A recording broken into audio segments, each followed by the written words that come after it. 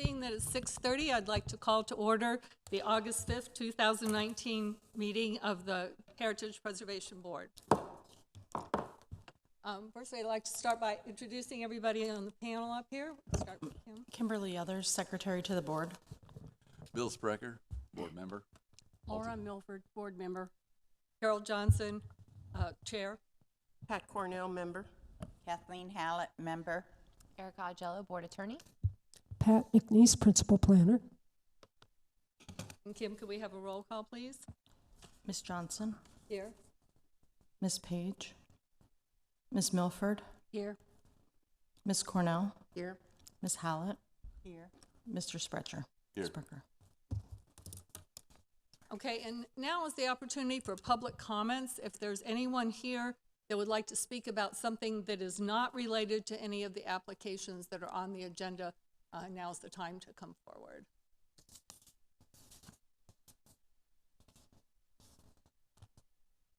Okay, seeing no one, can we proceed with the approval of the minutes? Are there any comments or suggestions regarding the minutes? This would be the minutes of the July 8th, 2018 meeting. I make a motion that we accept the minutes as read. I second it. Roll call? Mr. Sprecher, Yes. Ms. Hallett, Oh, yes. Ms. Cornell, Yes. Ms. Milford, Yes. Ms. Johnson. Yes.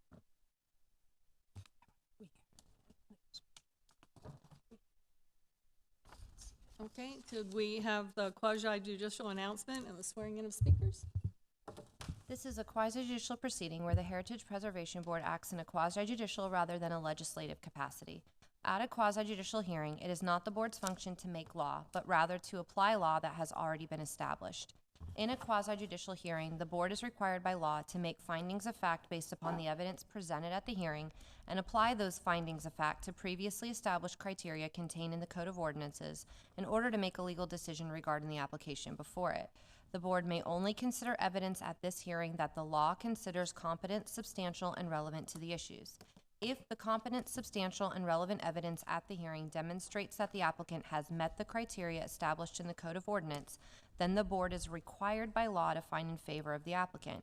By the same token, if the competent, substantial, and relevant evidence at the hearing demonstrates that the applicant has failed to meet the criteria established in the Code of Ordinance, then the board is required by law to find against the applicant. Are there any members of the board wishing to disclose any ex parte communications or conflicts of interest this evening?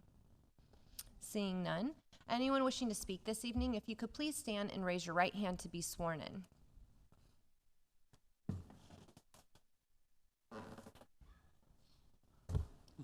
Do you swear or affirm that the testimony you're about to give is the truth, the whole truth, and nothing but the truth?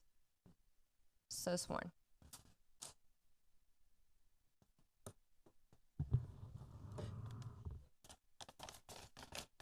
Okay, the first application is 19-20, 405 West Lemon Street, addition of a porch to a contributing structure, and this is continued from the July 8th, 2019 meeting.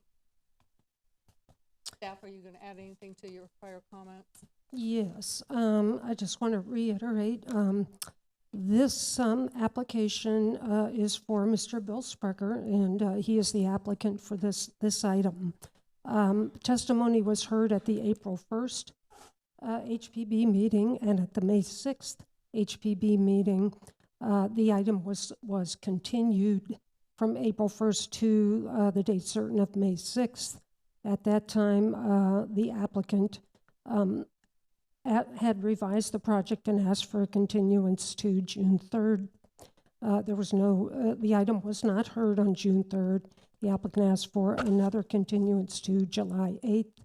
Again, it was not heard, and there was a continuance to tonight's meeting, date certain of August 5th. So that's kind of the summary of where this has been. And if I may, Madam Chair, so two things on this. Obviously, Mr. Sprecher is on the board, so he cannot participate in this application, either discussion or voting on this.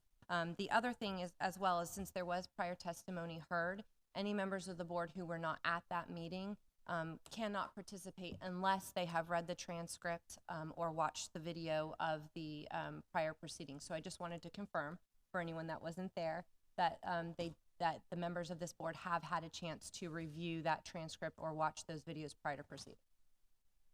So have you? Yes, Okay. I have. Right. Was there anyone else that was absent during the? Okay, perfect. Okay, so, that's your staff comments. Mr. Sprecher, do you have anything additional you want to add? And Mr. Sprecher, if you could just. Yeah. Change Yeah, votes. and yeah, if there's any questions on on the updated staff report, I can go over those items. if you would. And if I could also just swear you in prior to speaking.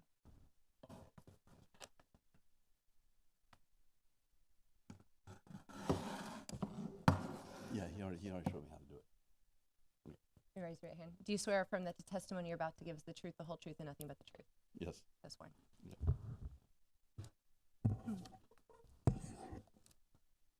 Okay, my name is Bill Sprecher. I live at 405 West Lemon Street, and this application is for addition of a porch. At the last meeting, we talked about it, and we decided to change the scale and change some more things on it to reduce the size. And I was asked to bring in some drawings to reflect this, and that's what I've got. So I'm going to go over those. If you have any questions about anything, let me know, okay?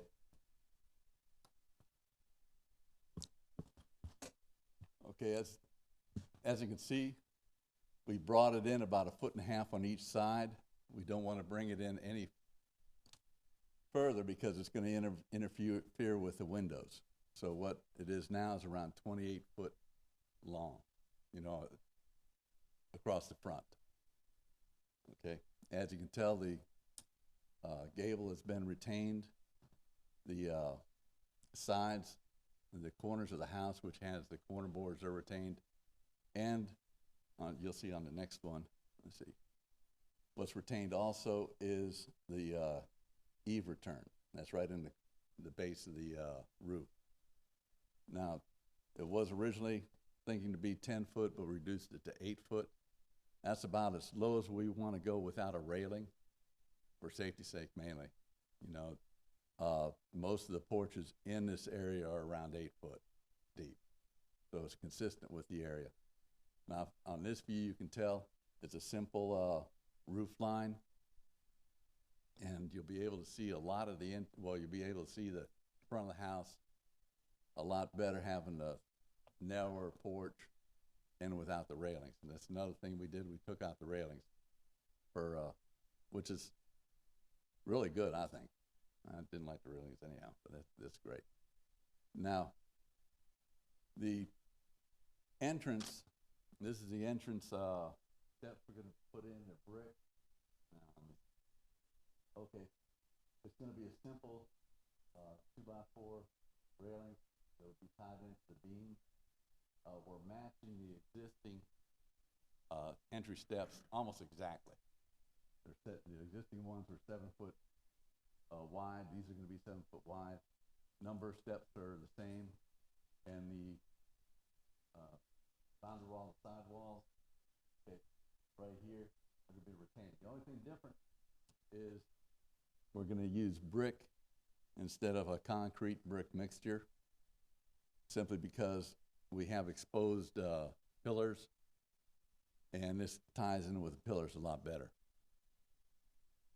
Okay, that's what is on there now, and you can tell that the design is almost exactly the same, except that instead of having the concrete, we'll have totally brick. Okay. Another thing that was in the package, I don't have a slide of it, was a list of materials that we're going to use. Essentially, it's all natural. It's going to be all wood. Decking is 1x2 pine or 1x3 pine. Beams would be the deck beams would be about 2x8s pine again. Rafters will be 2x6s pine. Roof decking would be 1/2-inch plywood, and you can go on through that. One thing you do that it says rafters, this ceiling is gonna be enclosed to match the eave. So you will not see the rafters underneath. Okay, you'll have the roof, and then you have essentially a ceiling underneath it. And, let me see, okay. Okay, that was it. Okay. Any questions? Okay. Well, I have a comment and then a question actually for staff. First of all, I certainly want to recognize you, Bill, for the concerted effort that you've made to simplify the structure and to attempt to make it compatible with the minimal traditional style, which is the style of the house. However, I'm having problems with criteria 1 of the Land Development Code. It states that the structure shall be consistent with those structures of similar character and architectural style found throughout the immediate neighborhood or the district. Mm-hmm. So your application describes a roughly 224 square foot open porch. When I look at the open porches on all of the other contributing minimal traditional style homes that staff provided in the package, and using the property appraiser's website data, the open porches range from 18 square feet to 96 square feet, an average of 37 square feet. So I've looked at the Land Development Code definition of consistent, and that says the proposed alterations of a contributing structure is appropriate and compatible with proportion. So my question for staff is, how do you reconcile that a 224 square foot porch is consistent with other minimal traditional structures when there's such a huge variance in size and proportion? Right. And this one is one that we did look at, the neighborhood and also the other minimal traditional structures in the city, and have provided you with basically Google Earth photos of those structures so you could see the range of what's out there. This one would be larger than many of them. It's basically, at that point, we obviously don't, restrict people to a certain size that the other neighboring structures may have as a rule. It's kind of a judgment call as to how much, if at all, that this would interfere with the minimal traditional style. As you know, your guidelines don't have any guidance on minimal traditional, so you have to find it elsewhere. Once you go outside the guidelines, there are, obviously you can find lots of things online or whatever documents that talk about that style. In the absence of specifics, this one's kind of a borderline one. We felt that it didn't interfere with the style enough to do a denial on it. Again, you asked the applicant to reduce the project. This is the amount that he's come in with. I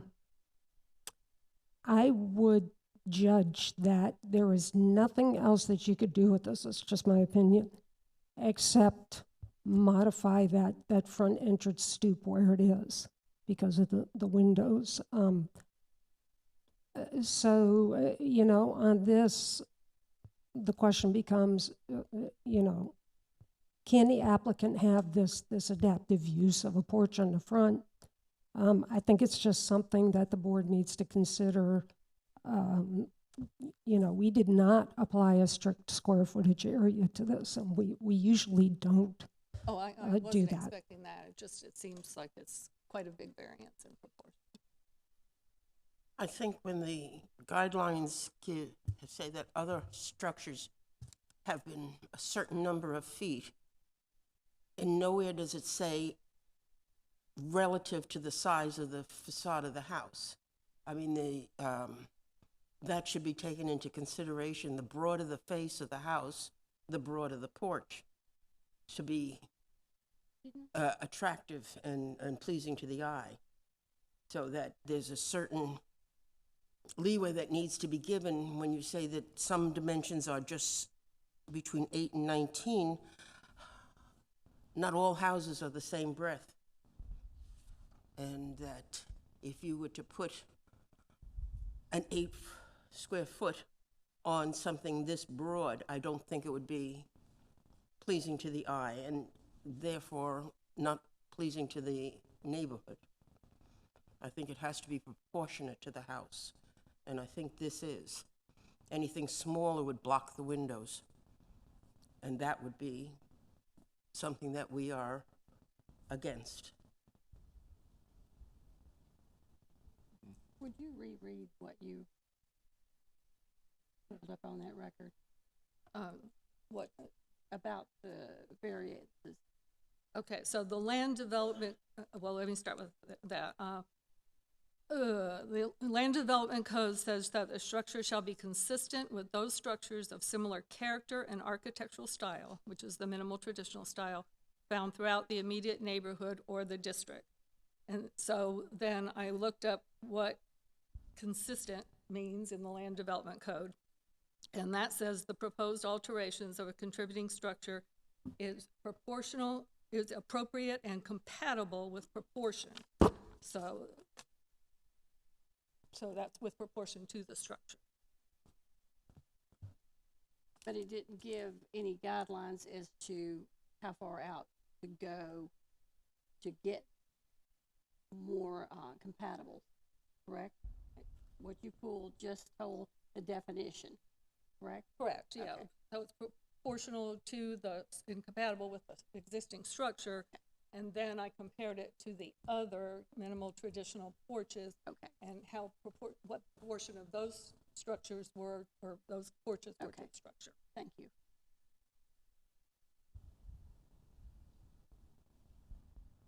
Any other discussion, questions?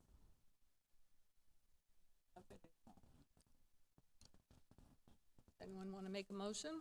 I'll I make a think we need motion. public comment Oh, first. I'm Okay. sorry, yes. Is there anyone in the, from the public that would like to comment on this, either for or against?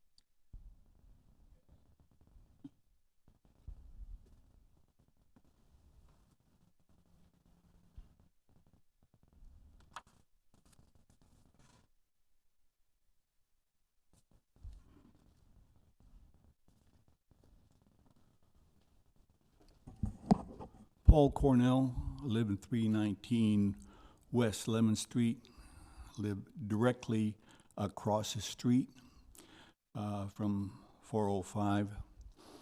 I've listened to the criteria and rebuttals, et cetera, and it really comes down to, since Bill and Maria have fulfilled the requirement legally, it's a matter of subjectivity that you folks are looking at. This house, in my opinion, needs a porch, and as was presented, a short, small porch would look out of place. There is about 5 houses down, a house with a porch on it. It's a good-sized porch, maybe not to the same square footage as what Bill and Maria want, but it's a substantial porch. We have looked at the different houses in the neighborhood, and there's considerable number of houses this style with porches, and the porches range from anywhere from get out of the rain to something where you could sit down in. So I am definitely for the porch, and I would hope that you give the benefit of the doubt to this couple. Any other public comments?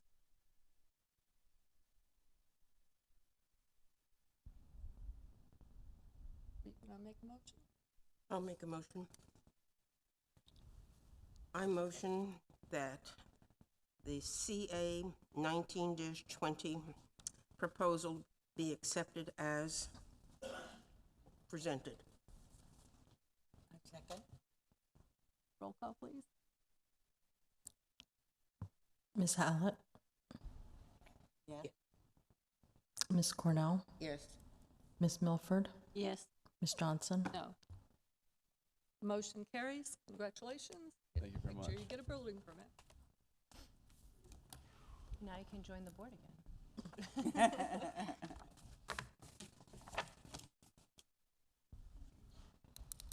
Okay, the next application is 19-72, 206 Ring Avenue, placement of a new deck on a contributing property. Staff report? Yes, and this is placement of a new deck on an existing contributing property that is of craftsman style and wood frame construction. This is an addition of a deck on the south side of the residence. And with respect to your review criteria, this is a low-to-the-ground deck about 1.5 feet above grade. It's has a railing that rises to about 33 inches. The deck is being added to the one-story hipped roof addition to the original home. The addition was added around 1980 on the south side. It's about 21 feet from the front porch of the original residence, about set back about that far.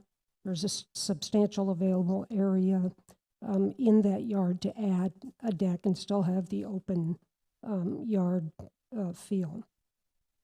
With respect to item 3, again, this is an open wood deck with picket-style railing within a large yard space. And it's set back to the southeast of the structure and also well off the adjacent alley. With respect to item 5, this use is really associated more with the yard than with that main original structure. It's clearly a backyard kind of amenity, and with the open yard, it doesn't seem to interfere with the original structure at all. The applicant provided in your packet a photo of the material. I went in and added a photo of the deck itself. This was started without benefit of building permit. The applicant does have a building permit application in-house, so depending on the outcome tonight, can proceed forward to pull that permit. So I was able to take the photo, so I added that. The deck does conform with the Land Development Code and is consistent with the comprehensive plan. Staff is recommending approval of the application, requesting to place a new deck at this contributing property. This application was publicly noticed, and there were no responses to the notices. Are there any questions?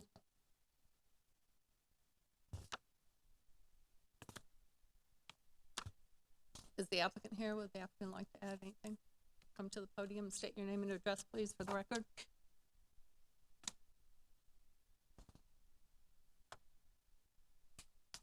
Name Anthony Teller, 206 North Ring Road.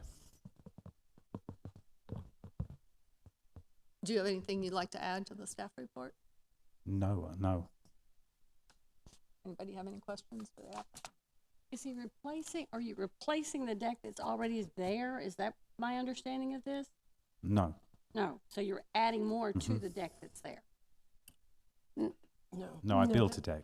Because I went by the house and it's here, so where Yes. is this deck going? I'm That's confused. it. It's already built. That's it. I mentioned the applicant, it was started without a building permit.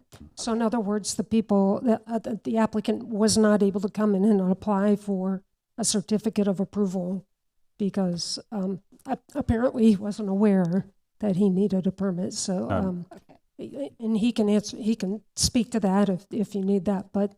Yeah, my architect said, "Where's the permit?" And I said, "Oh, I need a permit." So then I came in. So he has applied for a building permit since then. It's merely being held for the outcome of this review. Well, I think the addition of the deck enhances their use of the house and the property without in any way interfering with the facade of the house. It's off to the side, so the craftsman style is maintained without any interference whatsoever. Any other questions? Is there anyone from the public that would like to speak either for or against this application?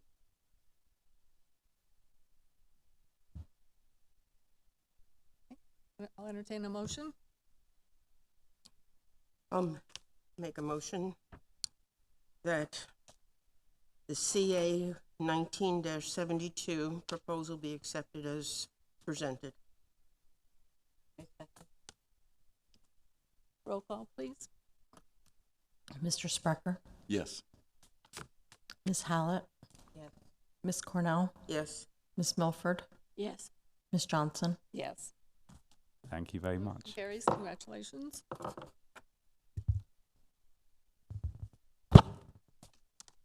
Okay, the next application is 19-74, 306 Bay Street, replacement of a garage door on a contributing property.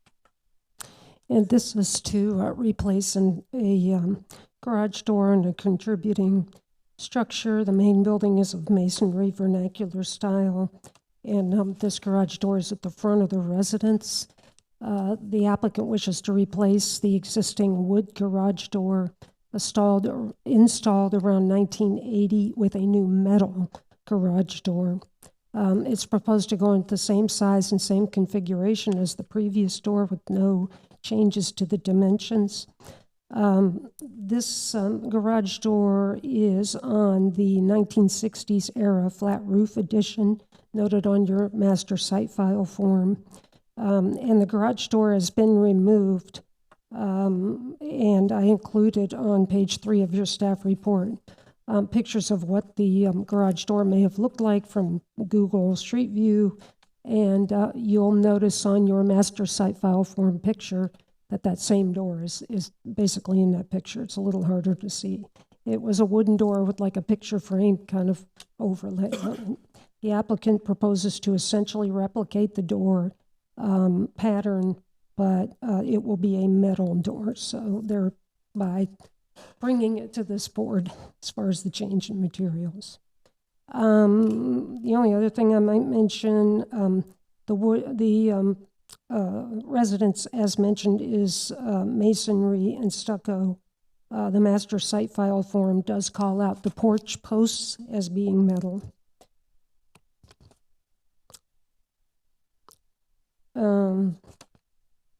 That pretty much covers everything. The garage door would conform to the land development code and is consistent with the comprehensive plan.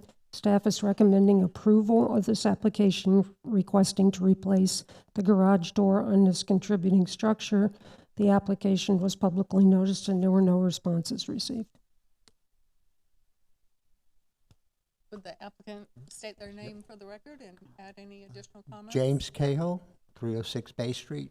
Jackie Carter. Jackie Carter, 306 Bay Street. I think your name. Do you have anything you'd like to add to the staff? No, report? just if you have any questions. Yeah. I have a question. This picture of it was the actual house in December of 18, correct? With that door. Yes, but Okay. that part of the building now has a pitched roof. It has a pitched roof, yes. When was the door removed and plywood put up? 1980s? No, Oh. plywood. Oh, plywood? About 4 weeks ago.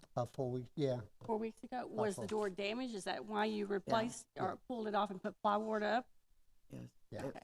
It Was it termite repairable? damaged. Termites?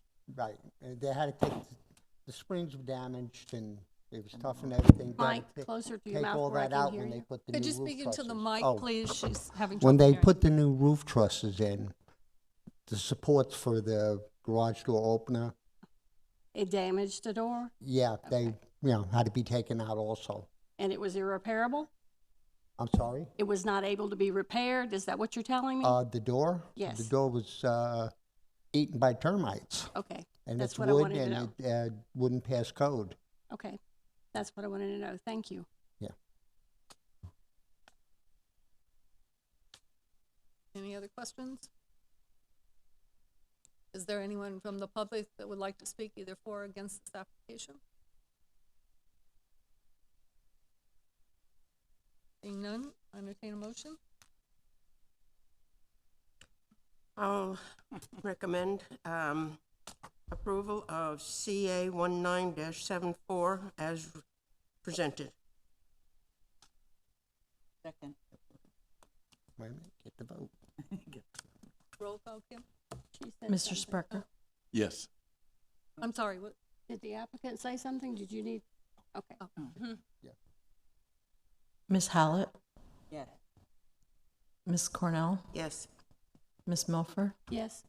Ms. Johnson? Yes. We're done. Congratulations, make sure you get a building permit.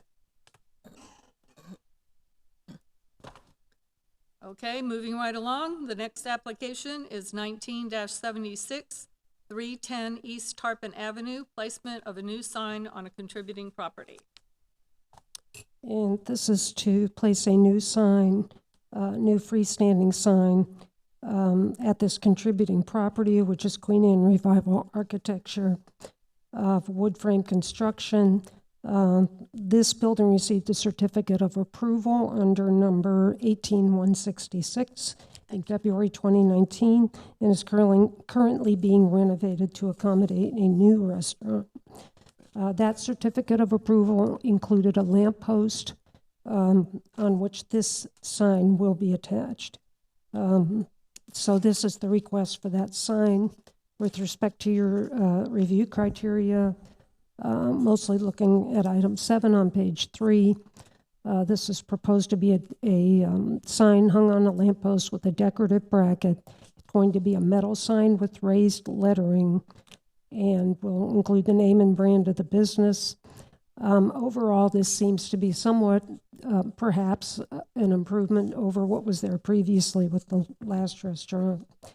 This sign would conform to the Land Development Code and be consistent with the comprehensive plan.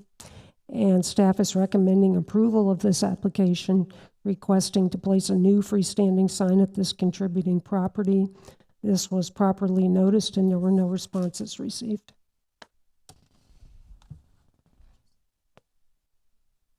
Would the applicants, does anyone have any questions for staff?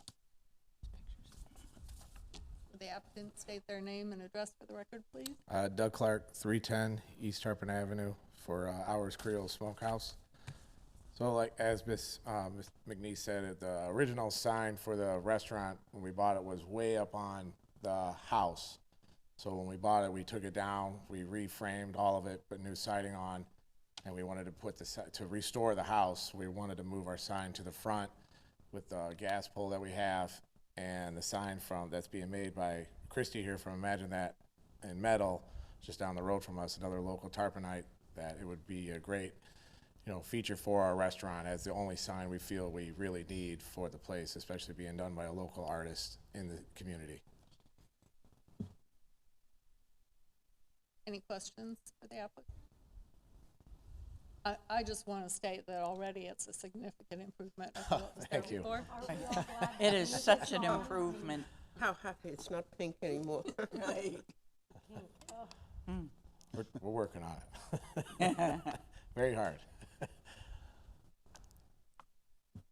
Is there anyone from the public that would like to speak for or against this application? Seeing none, move forward. Would anyone like to make a motion?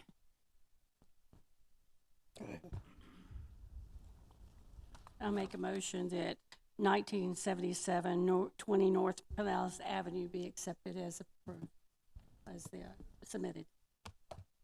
I second it. Roll call? Mr. Sparker? Yes. Ms. Hallett? Yes. Ms. Cornell? Yes. Ms. Milford? Yes. Ms. Johnson? Yes. Congratulations. Thank Sure you. Get your building permit. I said this one. Oh, she said the wrong application. I said the wrong application. We need that as 1976 310 East Tarpon Ave, right? Okay, so it's already been approved, understanding that was just a The slip of the wrong- tongue. Okay. Yeah. So, just so you'd like to amend your motion or correct your motion in order to make it the correct application number. I would like to correct my motion to make it the correct application number of 1976 310 East Tarpon Avenue for the new signage. Okay, and the second is to that motion? Okay, and the votes, are they, let's just go ahead and run down a roll call again, just for record's sake. Mr. Sprecher, Yes. Ms. Hallett, Yes. Ms. Cornell, Yes. Ms. Milford, Yes. Ms. Johnson. Yes. Okay. Okay, and the last application, the one I presume all these people are here for, is application 19-77, 20 North Pinellas Avenue, exterior renovation of a contributing property. Staff report. And this is an application to renovate the contributing property from a commercial use to a chapel. This exterior renovation involves all three sides of the structure, including removal of existing windows and doors, installation of new stucco and stucco bands, new windows, new doors, building addition, bell tower addition, alteration of the parapet, ornamentation, and other accompanying changes. This is a masonry vernacular commercial structure. And just quick highlights on your analysis, points of analysis. With respect to height and width, there are several sheets showing plans in your packet. The large copies, sheet 3, shows the exterior views, and sheet 4 shows the interior views. So even though you don't review the interior, that was provided to give you a little bit of an idea of what the applicant is trying to do here. With the exception of the bell tower and the relics room addition, the width and depth of the building will remain unchanged. The current building height is 24.5 feet. The parapet rises to 27.5 feet with this new addition. And you can note I've added a figure, historic figure that shows that the parapet did rise above its current level previously. And indeed, the site file form notes that the parapet may have been altered. The bell tower rises to about 36 feet as scaled on the plans. With respect to that height feature, comparable height feature would be the bell towers at the adjacent cathedral. The height of those was not supplied. I would estimate the lower tower to be about 40 feet based on Google Earth measurements. So it's similar to what this proposed bell tower would be. This is, again, masonry vernacular. Your guidelines talk about commercial vernacular, which your guidelines basically include pretty much all commercial structures that meet that. So masonry vernacular is kind of the type. Commercial vernacular includes everything that's commercial in your guidelines, including frame vernacular, Queen Anne, anything like that. So just to kind of clarify those two terms as they're used in your guidelines. Some of the features are listed there. The site file form does note a flat metal canopy suspended from chains and metal awnings over the windows. Those are all gone with the exception of one metal awning remaining on the rear of the structure, which is the west side. The east side. The applicant proposes to replace this commercial vernacular style with a style closer to the cathedral building, which is of a Neo-Byzantine architectural style. With respect to item 3, again, the applicant does not propose to alter the position of the building. If anything, the biggest thing here would be the building's association with the commercial streetscape would be removed, essentially, and it would be more associated with the cathedral. Again, I've already talked about the roof, so we don't need to go over that again. And again, the size and mass of the building will not be altered with the exception of the added bell tower and the small relics room addition. And it's just the change in the architectural style is the main thing. And I did note for you under item 5, kind of a summary of what you've got here in Tarpon Springs according to the master site file that we have. Notes 37 commercial vernacular structures, which are structures that it defines as being built from the mid-1800s through the 1940s. So those are dated 1894 to 1949. Those 37 structures, actually, there's 37 structures. 23 of them are masonry vernaculars, so those range in date from 1894 to 1949, and they were built originally as commercial. There are a couple of commercial that were originally residences, so I didn't include those here. 3 of those built in 1945 are just around the corner on East Orange Street, so that gives you an idea of what's nearby. With respect to item 7, again, we talked about what features were removed and what remains on the building. It's mainly the replacement of the architectural style here. I've listed some of the materials listed in the application. There is not a full materials list, but that would be something applicant may be able to address. With respect to item 8, again, this is a proposed change of style, apparently intended to kind of incorporate it with the adjacent church and the adjacent property and make it more part of that community there. I listed your, with respect to item 9, I listed your Secretary of Interior standards. I won't go through those, but mainly staff feels that items 1, 2, 3, 5, 6, 9, and 10 are not met with this application. With respect to item 10, this proposal would is expected to be able to comply with the Land Development Code and be consistent with the comprehensive plan as far as the building itself, the use and the construction. So while this adaptive reuse of this structure may be appropriate to the property and the intent of the owner's wishes for this property, staff feels that it cannot meet the review standards and the Secretary's standards. Staff at this time is recommending denial of the application, requesting to perform exterior renovations to this contributing property. This was properly noticed, and we received one written response today, which Kim, I believe, handed you each a copy of that. Can I have a copy of that written response, if possible? Does anyone have any questions for staff? No. Okay, would the applicant state their name and address for the record? Yeah, my name is Michael Kuskudis. My office address is 623 East Tarpon Avenue. And as much as I'm giving testimony, I'm also a representative of the church as an attorney. I also represent the donor who is funding this project.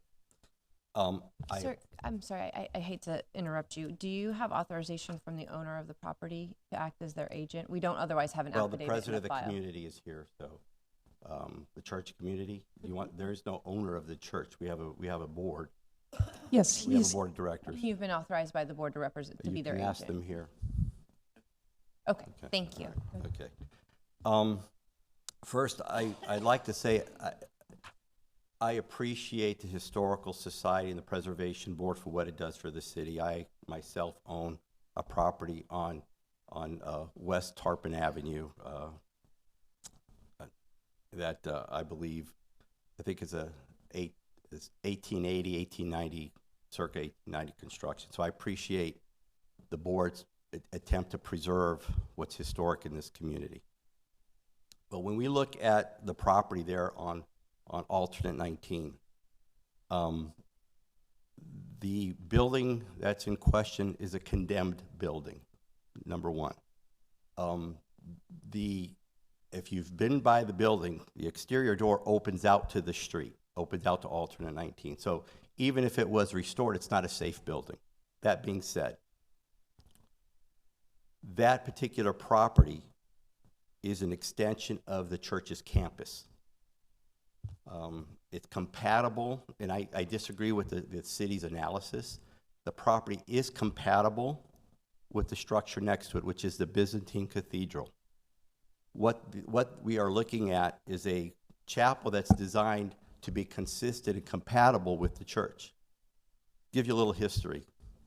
Not that has any bearing on your decision, but 3 days ago I was in Patmos, Greece, which is where St. John the Apostle wrote the Revelations in the cave. I've been to the last several days, I've been in various monasteries. One of the things that we see and what attracts the parishioners, what attracts the believers, is relics. They want to see the relics of deceased saints. And currently, you may not know this, we have a relic of St. Nicholas in the St. Nicholas Church. Many people don't know that. And one of the driving factors behind this chapel is to provide relics for the faithful. There are many people who want to donate their relics to have a place that they can be venerated. So that being said, the thought was to build a chapel, and again, we have private funds to build this thing, to be able to venerate the relics that we have and the ones that we are to receive. And where I differ from the city's analysis is that the campus itself, and you can't design it any other way, it has to be a Byzantine structure in order to satisfy the rules of our church. And otherwise, that building serves no purpose. It's condemned. The only alternative is to tear it down. So to the extent you want to preserve a structure, it's hard. How do you preserve a condemned building other than either tear it down or put money into something that has no commercial use? It has no use to the church. The cost, the church can't, to be blunt, the church has no resources to restore it. So we're at a crossroads. Do we tear down what may be considered a historical building? And I disagree. Or do we move on to find something that's compatible with the property itself?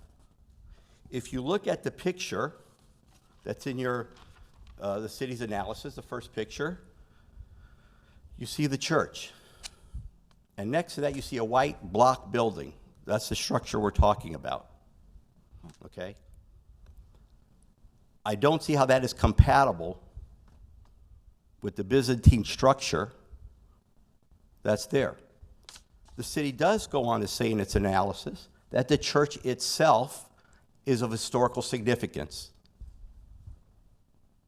in and of itself. So what we are trying to do is to broaden the historical significance of what's already there.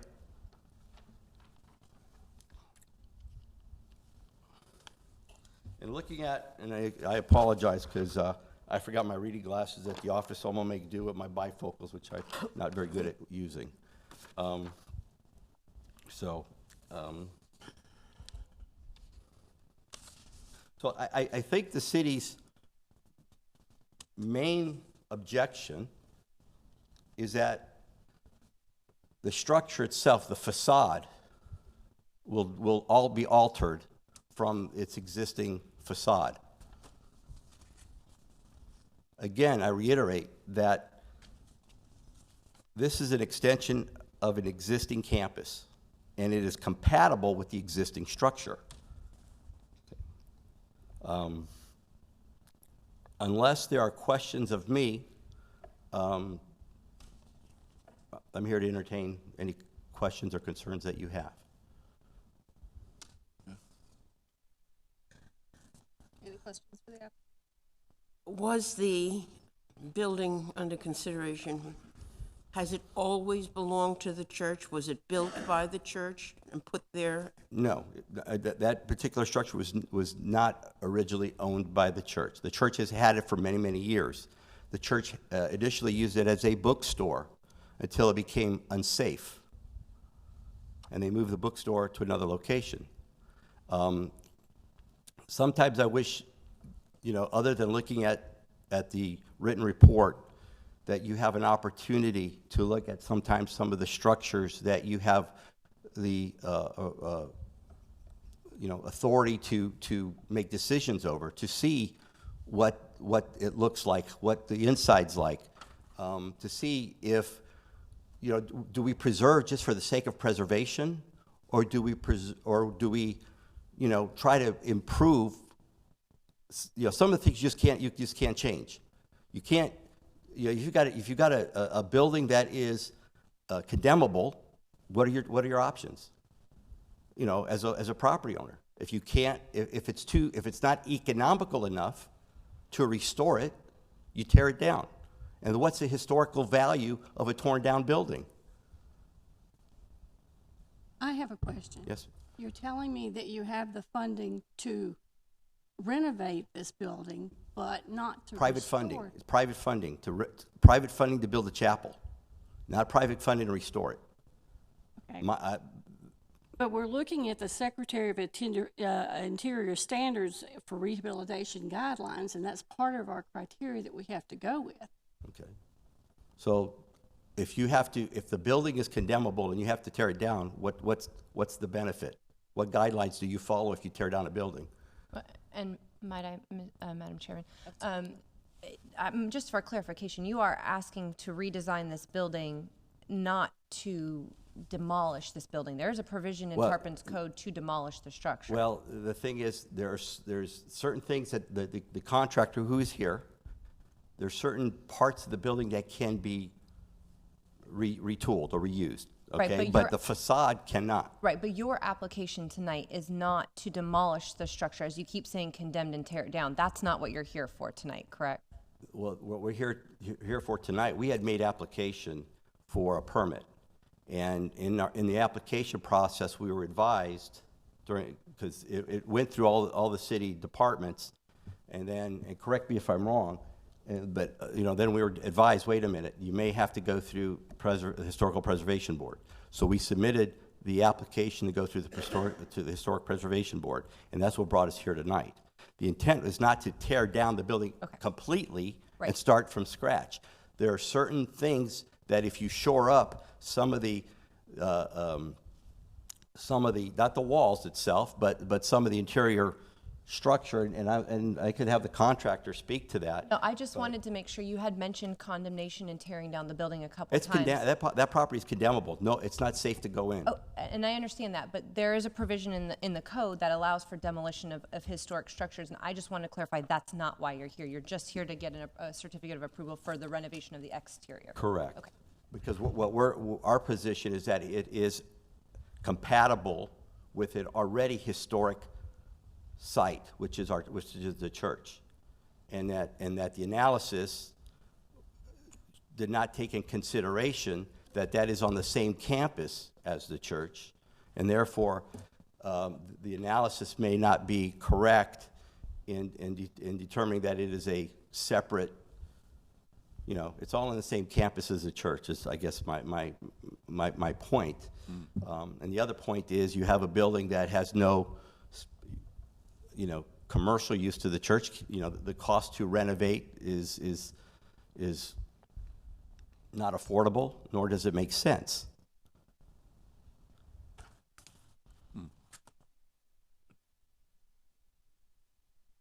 Anybody else have any questions? No question. And let me also say this. The plans that you see, there's a process. The church, the parish council does not in a vacuum decide to do this. There was the parish council, it was brought before the parish assembly who approved this project. And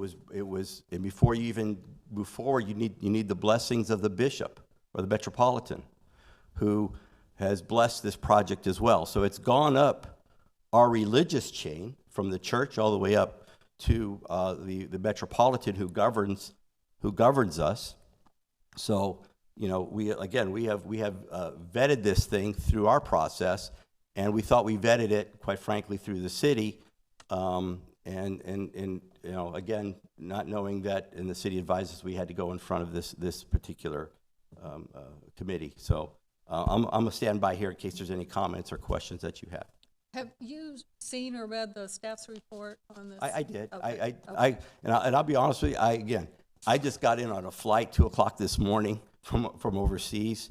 And so I'm living on caffeine and borrowed time if I may fall asleep in front of this microphone, so. Because I think the struggle is with the criteria 9. Yeah. It is. Yeah, and that's why I think the analysis was not captured with regard to it being on the campus of the church. And that being said, it's compatible and consistent with the Byzantine campus as it exists. Thank you. I understand your point, but we have to look at that Secretary of Interior standards, and that's where part of our guidelines go. And that's what she's talking about on 9, and that's what's concerning me. Okay. I probably need more clarification as to what you mean by interior standards. I mean, you can't deviate. If you're a Byzantine structure, you're not going to deviate from. Right, I understand that, Okay. but I think the issue here is the structure we're talking about is not a business structure. The Correct. church is. The but- church is. Right, but we're But talking about, the purpose of that property is, the reason that we are looking at building the chapel is to make it compatible. I think we understand your Okay. position. All right.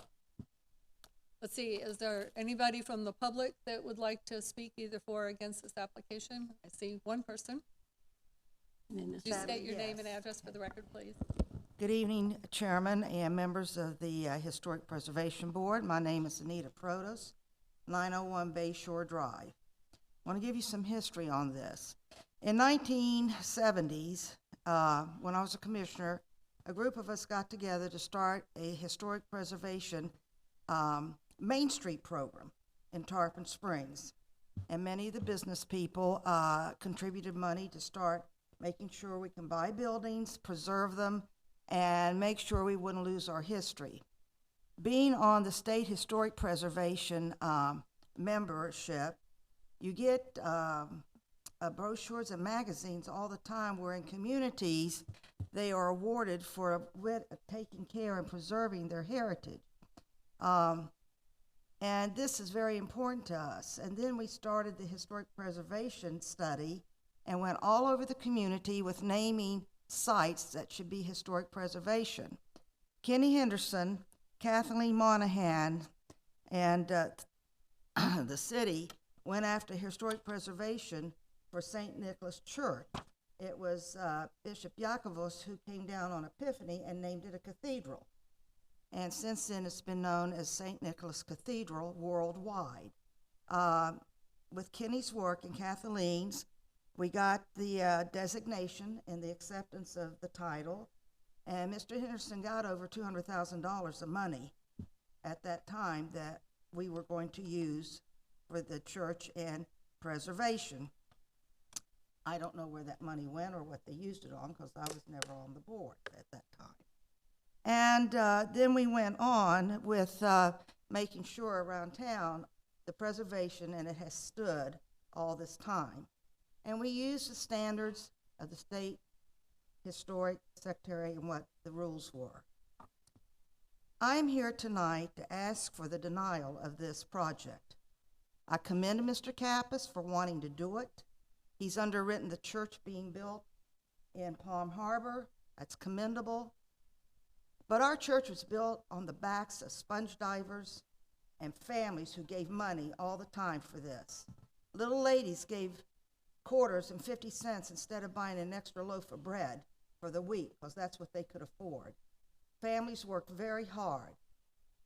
And yes, we built our church and it was completed in 1943. The buildings where they want to put the shrine now, there was a gentleman in Tarpon Springs who used to build churches. He's now deceased. Gave money for the restoration of these two buildings. It was never done. They wanted to keep the bookstore in there, and then the Philoptus, which is a program that helps the poor, or else put the church offices in there at that time. And he wanted apartments upstairs where visiting priests could come and stay, or they could rent them to make money. Never done. I went to the church office. I wanted to see how many people signed in for that meeting and how many church paid members we have. Twice I went, I didn't get the information.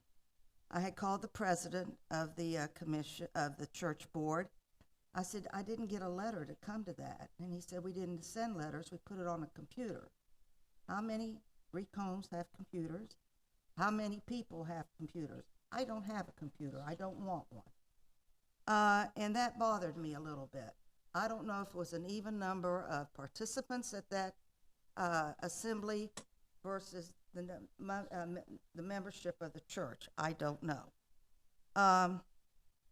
Mr. Kappas has this chapel in his home, and I can understand he wants to get it out of his home, but don't step on our historic preservation property for that.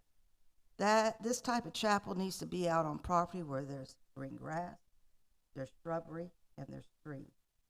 And when you look at the historic preservation rules and regulations throughout the state and the national, that's what they recommend. We can do what we want. I may lose it tonight, and I'll, and that's the end of it. But when you look at the picture of this building, how close it is to the street, our cathedral isn't that close to the street. And they haven't had a parking analysis, which you're supposed to have on this. The sidewalks used to be slanted and water would run in the buildings. The city and the state fixed the sidewalks so there'd be no more running of water in the buildings. I am concerned that if this goes through, what's going to start watering down in Tarpon Springs on our historic preservation. It took quite a few years to get this program in here, and we've done well with it. We've done well with it in the fruit section. We've done well with it through the Greek community, down through the dock. And once these things, if you belong to the state historic preservation and you get the magazines and material, you'll see that cities have changed things. You can't replace it.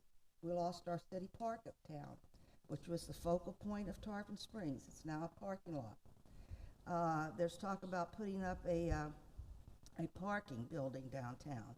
Not allowed in historic districts. So it's a lot to look at. Like I said, I commend the church for wanting this, but if Mr. Kappas wants it, he needs to buy a piece of property and put it with beauty around it. And that's my opinion. I had one church member tell me yesterday, just leave the church, we don't want you. Too bad he feels that way. This is America, and you can stand up and disagree, agree to disagree. And I told him, I said, don't take it out on me, it's the community.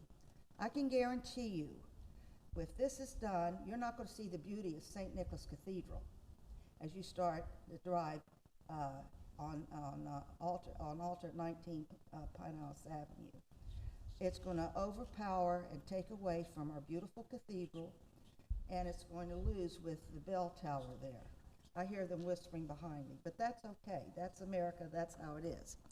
I'm asking you to stand up with the denial, with what the state says, and national historic preservation. We don't have the plaque on our church because they never signed the paper and sent it in. Kenny Henderson, he's out of state right now, went up there many times, as Kathleen Monahan, who is very big on historic preservation for this community, and they never did it. Maybe, Father, y'all can do it now and get the plaque. I hope so. I've had members of past boards say, it's not historic, it is. It is. I like the backup. It doesn't meet a lot of the criteria. It's your responsibility, whatever your decision is, but it's your responsibility to protect the historic value of this community. And I speak a lot about it to the commission meetings every Tuesday night, and I feel very strong about historic preservation because I grew up here. My family came here. My mother was first generation here, and I know what all these Greek families went through, even the previous speaker's family. All of them gave to build St. Nicholas Cathedral. And St. Nicholas protects us. He is our saint here. And I think we should preserve the beauty of the church for St. Nicholas And Mr. Kappas, I think it's wonderful what you want to do. Take it to Palm Harbor. I don't want it in Palm Harbor, but buy a piece of property here, take it throughout the Greek community or throughout the community so when tourists come, they have different areas to go. Tonight I have with me Goldie Parr. She's a keeper of St. Michael's Shrine. Her home is there. Her mother built it. It's beautiful. When you drive down the road in front of it, sometimes you can't even drive by. So many people are stopping to visit St. Michael's Shrine from around the world. That can happen here, but not in the location where it is. The church should go on, I feel, should go on a program to restore the building so it can be used for the commercial like it was, the apartments upstairs, make money from it, but I'm not on the board. I don't wish to be on the board. I don't want all these problems, but when I heard about this, I said this needs to stop. We need to protect what our forefathers gave us in this community and not bring in something that shouldn't be there at this time. Thank you. Please state your name and address, correct? Good evening, panel. I'm Harry Andropoulos. I live right next door to Anita out on Bayshore, but I'm also a property owner in the immediate downtown area, 132 and 134 East Tarpon Avenue, as well as Mr. Kappas is here, and I'm going to speak on his behalf. He has a property at 118 Tarpon Avenue. We were all part of that Main Street group to renovate the dilapidation that was in downtown Tarpon. I'd like to just speak to the building itself that we're talking about. If you look at that immediate part of alternate 19, the Genescus building, which is immediately next door to the south of that building, that's been altered way beyond any kind of historical significance. If you look across the street at all the buildings that are there, they're now white stucco buildings with styrofoam stucco and so on and so forth. So they look more, they're not in the same character as that. And then of course we have the cathedral, which is a completely different style. This is, as Mr. Kuskudis said, is part of the campus of the cathedral. Unfortunately, that building, which most of us all know is the old Faro Foods store, has lost whatever character it had as a historical building. There's no canopy on it anymore. The door that's in it is boarded up with plywood. It really doesn't have really any significance to it. It probably was wrongly categorized as a significant building when the study was done. As a downtown property owner, it would be very nice to have that area cleaned up and made new. It will match the cathedral. It will be in scale with the streetscape that's there. And I think that we need to remember that. Also think you need to remember that the church is a valuable thing here in our community. The reliquary that we're planning to put in that building will also help to generate traffic and so on and so forth here. Not traffic in terms of cars, but traffic in terms of people wanting to come to Tarpon. They do come to see the cathedral, but also they will come to see the relics. And as you've been told, there's St. Nicholas, but there will be many, many other ones there too, which are really a draw, as well as allows us as Greek Orthodox parishioners to celebrate our faith and so on and so forth. I don't want to go on, but I think you should keep in mind, while I realize what your statutes say, it really isn't a significant building. It will improve that streetscape, what the church is proposing. And as property owners there, I would ask that you recommend for approval of this. Thank you. Are there any other comments from the public?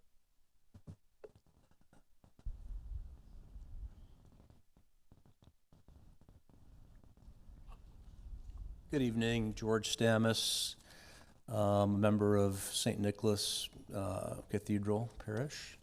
And I'm kind of going to repeat some of what Mr. Andropoulos just said. That building has been denigrated to a great extent from the time that it was put on the on the register, you know, of historic buildings. At the time that it was, I saw pictures. I came and saw Pat when we first started talking about this, and she pulled the pictures out of the files there that had the awning, and it had several other features that are now gone. They're not there anymore. Basically, the only feature of that building that remains is there's a little bit of tile on the front and the windows that are there that look like pretty much any other storefront type building. There's nothing special that categorizes it from, in my opinion, from that vernacular, like there are some other buildings in town that really do represent that.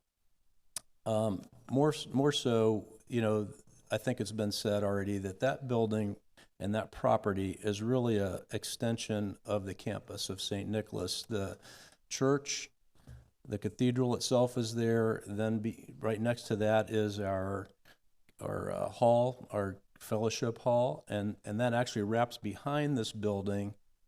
And the building itself that we're talking about in question is part of a block that makes up the campus of the church. So we need the space. We have overflow situations in the cathedral many times. We need the space, and it can't be located a half a mile or a mile away. It's just not going to serve the purpose of helping us with our growing congregation and with the times of the year when we have more people than the church can hold. So we need the space. The reliquary is important to us. We have no place to house the relics and display them right now, so that's an important feature of what we'd like to do there. And I think that really when you look at it as a whole, in the end, it's really more a part of the church campus than it is part of all the buildings that are around it that are very altered. Harry pointed out, Mr. Andropoulos, that the buildings next door, across the street, the one on the corner, none of those buildings really, it's not going to sit there, and this building is going to look out of place amongst all these highly restored buildings. The buildings have all been altered significantly, and this building's been altered as well. Ask for your approval. It's important to our cathedral and our community. St. Nicholas itself is a very historic site, and I think what we'll be doing is expanding that and also serving a purpose for our church. So I'm asking for your approval tonight for the request. Thank you.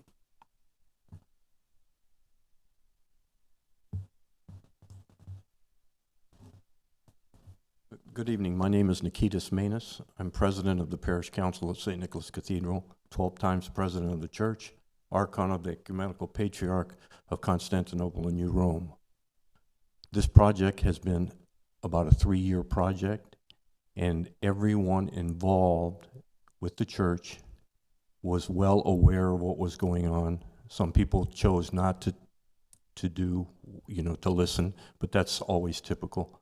But we're asking for the variance because it allows us to worship more. We don't have enough room in our church. We even looked at expanding the St. Nicholas Church, which was, we had a problem with we went to the National Heritage Fund, and they said they would give us money for interior work and stuff like that, but not for exterior. As we all know, I've lived in Tarpon Springs for 68 years. The building that we're talking about used to be called Boubanel's Restaurant, owned by the Neftons. So what we're now sitting to argue about is our parish council has decided that we cannot afford to restore the Boubanel building.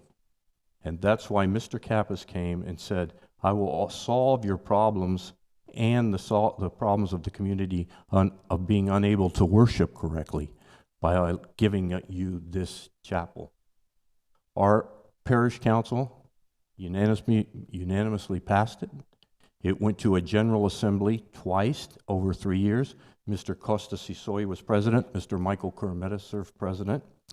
And then it passed at the general assembly with over a 2/3 majority, and it was passed by our metropolitan. All, at the end of the day, we're asking you, allow the Boubanel building to be a chapel so we can have more people and be able to have our faith.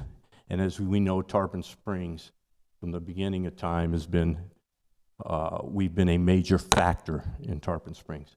And I thank you very much. Are there any other public comments? I'm just here to respond if you have any other further. I think we have one other gentleman.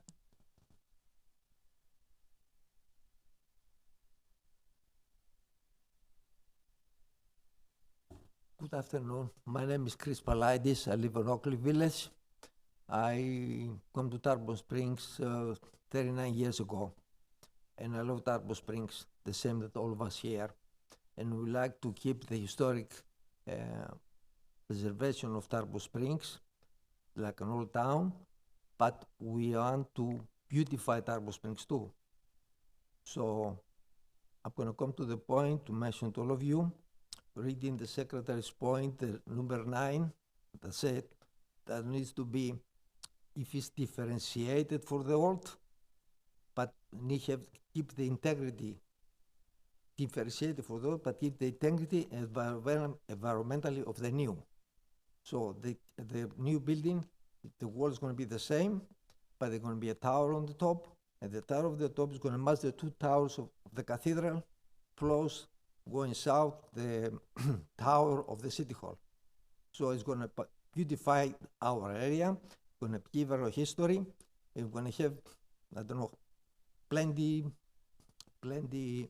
tourists visiting our church daily, and they're going to have a place to go, some other place beside that, the chapel, to see relics, and it's very motivational and religious for all the visitors and members and the citizens of Tarpon Springs. When the city of Tarpon Springs have about 2,300 residents. For all of us here, 1/3 of the residents, almost 8,000 of them, they're Greek Americans. And the most of them, they prove that. The most of them, except few disagree, and that's their opinion. I love and respect Mrs. Protos. She was our mayor. I vote for her, but we have different opinion. There's plenty parking, because the city parking on the left side, and we have 3 parking lots. We have the most parking at all the churches around the area. So, coming down to the point, the Greek community here will appreciate your efforts, and we be very appreciative to approve this project, because it's gonna help the church and all the faiths to come to a new place there and pay the visits to the relics. And for all of us who come to this church, we can go, because that place will be small, and sometimes when you want to have privacy, and if you go to New York, some other states where there is space, the most of the parishes, the Greek Orthodox parishes, they have a small chapel. So thank you for your work, and I hope you do the right thing. Yep. Any other comments? I have a question. You used 2 different words when you talked about the building. At one point you said it was condemned, and another time you said it was condemnable. Which is it? I believe the city has condemned, it's not safe to go in. No. I mean, is it officially condemned by the city? I'll ask the church president.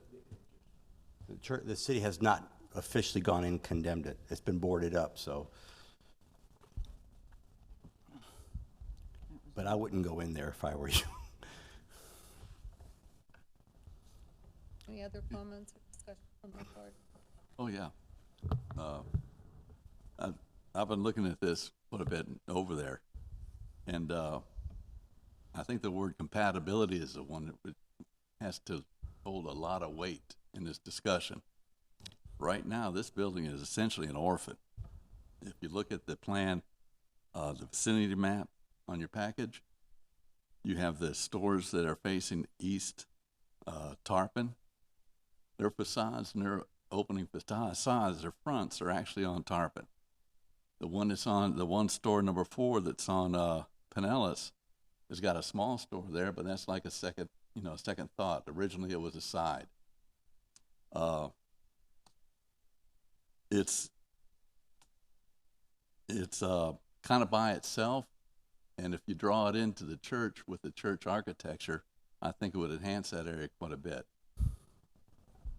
And essentially what we're saying is, what you're asking us is whether we can change the style of a building that's already existing. I think that's where common sense and compatibility with your surroundings, you really have to pay attention to that and give a lot of weight to it. Okay. So. Well, I'd just like to say from my point, we really are bound by the interior standards for rehabilitation and guidelines. It's not a matter of opinion. I know. That's can't do it. Any other discussion from the board? I don't think we have a choice. The guidelines that the attorney read at the opening of the meeting said that whatever the guidelines are what we are bound by. I think you have latitude for interpretation. No. I think, I'm not finished. Madam Chair, may I- when you're through. Lost my train of thought with that. You said we're bound by the guidelines as. Yeah, and we don't have a choice. When the guidelines say, minor adjustments can be made that do not majorly detract from a building. And these are not minor changes that I think we're limited to what the law says. Okay. I don't think it's an opinion. I think we're bound by what the law says. Okay. Can I ask another question? Can I ask one of the counselor? Yes. What kind of guidelines? What kind of latitudes do we have on this? You don't. We don't. So, because this is a quasi-judicial proceeding, you are bound by whatever the relevant evidence that's presented at the hearing. And I wanted to say before a motion was called that, you just remember that it has to be relevant to the application before you. So there was a lot of testimony here this evening that, while it was very informative, is not relevant to the application. The second portion is you are bound by the criteria. The code is the code is the code. The Board of Commissioners has passed legislation, and you are bound by that legislation. It's the law. So whether or not the evidence presented at this hearing meets those criteria, that is what you are here to determine. The staff report is the city's position on it. The applicant is here to give its position on it, and ultimately you are to take the evidence, the relevant evidence that is presented, and apply it to the criteria. If it doesn't meet all of the criteria, you cannot grant the application. If it meets, all 10 of the 11, you still can't grant the application. It has to meet every single one of them in order to pass muster in a quasi-judicial proceeding. Okay. And as a lawyer, I disagree with you. Because I'm sorry, that's sir. That's what judges are for. You're a quasi-judicial board. As a quasi-judicial board, you act as a judge. If it was clearly that way, you wouldn't need a judge. All you need to do is look at the law and pass sentence or pass a verdict. You, as a board, have the opportunity to interpret. That's what judges do. You're a quasi-judicial board. You have the right to interpret the law pursuant to the law, not this is what it says, this is what we have to follow, because otherwise you wouldn't need a judge. You are the judge. Thank you. So, we had brought this back to the board. Is it appropriate? No, once the public hearing is closed, the public hearing is closed. I think Father would like to respond. Can I just ask a point of clarification? If the chairwoman allows you to. Yes. My name is Father Athanasios Harris. I'm the dean of the cathedral. I reside at 123 North Florida Avenue. What, as a point of clarification, moving forward, what are the specific steps and criteria moving forward from here? We have requested building permits. We have amended building plans based on the building department's suggestions, etc. you're speaking of very specific legal requirements of this board. And so my question would be, what are the exact procedures following tonight's decision that the church has in its recourse if the board chooses that our application is to be denied? I advise the board I cannot give you any legal advice, so I would suggest that you can confer with staff. They can either. Well, you're saying that there's a very specific legal criteria for this hearing. The very nature that we are here to present implies that this board can make a ruling on that decision. If this board did not have in its purview the ability to grant our request, contrary to the advice of staff, we wouldn't be here tonight. It would be in a legal proceeding. The very fact that this board has been gathered tonight gives it the legal precedent to say yes or no on its own authority. Yeah, and I'm not disagreeing with Well, you were suggesting earlier, forgive me, that there was zero flexibility on the criteria. Correct. That means it wouldn't be here to begin with. That's actually The not. board is interpreting its criteria and therefore has an authority to rule on whether or not the criteria apply. And I appreciate that. That's public comment. As far as your board attorney, quasi-judicial proceedings, you are not acting as a judge. It is quasi-judicial, not judicial. It is not the same as acting as a judge. And the reason it's not the same as acting as a judge is because there is a legislative body in this community, the Board of Commissioners, that creates law. This board is independent of the city, and I agree. You do not have to go with staff's recommendation. They represent the city's interests. The applicant represents the applicant's interests. This board is a neutral third party that is here to take in the evidence, whatever the burden is on the applicant to present the evidence, and it is up to this board to take what the law considers competent, substantial, and relevant information and apply it to the law that's already in place. So the commission has laid out 11 criteria within the Code of Ordinances that are laid out within the staff report. Staff has done its research and said why they think it meets or does not meet the criteria. The applicant and the people in the community have come forward and said why they think it meets or does not meet the standards. It is up to this board to take that information and apply that information, the evidence, the relevant evidence, to the criteria. And if you find that it meets all of the 11 criteria, then you are bound, whether or not you agree with it or not, you're bound to grant the application. If you find that it does not meet all of the criteria, it's not an either or, but if you find it does not meet all of the criteria, then you are required to deny it. That is where the requirement to confirm or deny. You're not, you have two parties to the application, staff and the applicant. You are the neutral third party, but you are bound by the legislative enactments of the Board of Commissioners.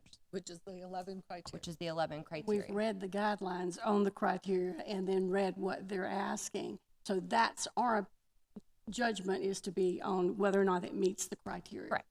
Okay, one other question. Okay, what, is there an appeal process after this? I just want to know.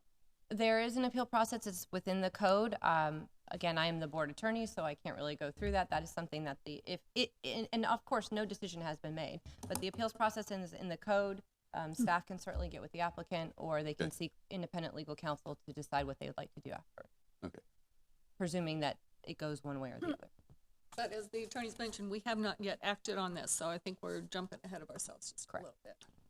So, if the board has any further discussion, or if someone would like to make a motion either for or against this application. I make a motion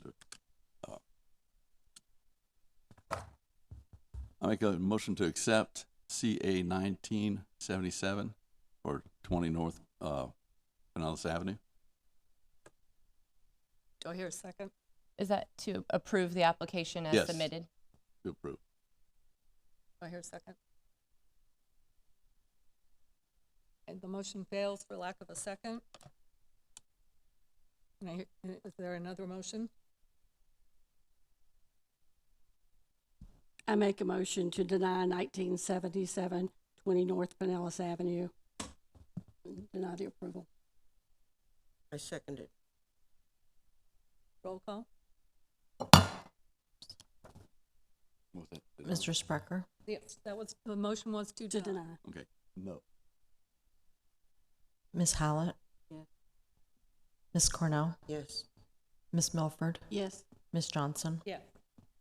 Okay, the motion is denied. You can get with staff and understand what the appeal process is. After the meeting, sorry.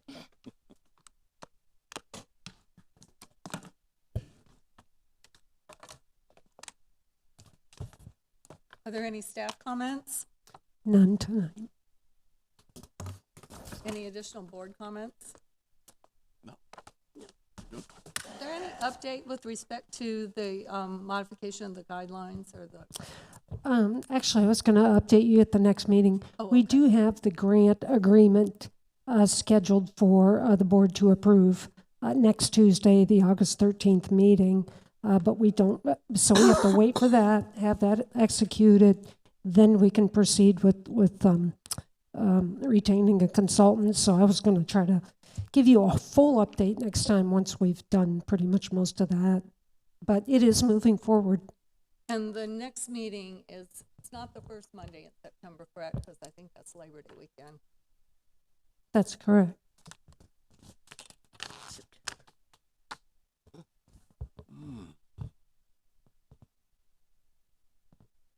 Yes, the next meeting is September 9th. September 11th, okay. All right, this meeting is adjourned at 8 o'clock. September 11th. Okay, thank goodness. Wow, what a day to do it on. You can keep them or throw it apart. She'll recycle on it to give them back to Kim. Sometimes I take them home and throw them out.